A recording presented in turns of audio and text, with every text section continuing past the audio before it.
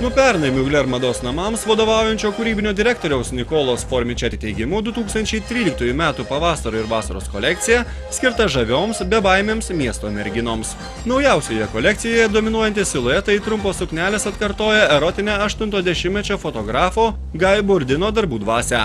Odinės palaidinės priderintos prie trumpų sijonų, įliemenuoti nertiniai pabrėžė modelių liemenį, smėlio laikrodžio siluetas išryškino moteriškumą.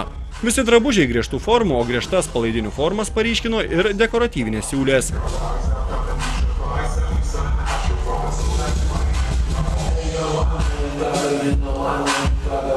Kokteilinės suknelės įsiskyrė platėjančiais sijonais, megztais klostytais. Vakariniams drabužiams sodrumo suteikė futuristinės medžiagos.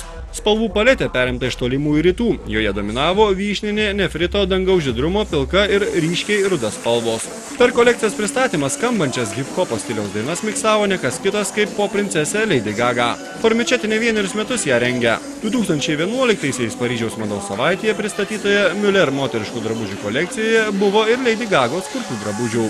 Pirmą kartą pristatyta Mugler rankinių kolekcija bus pardavinėjama parduotuvėse nuo 2013 sausio.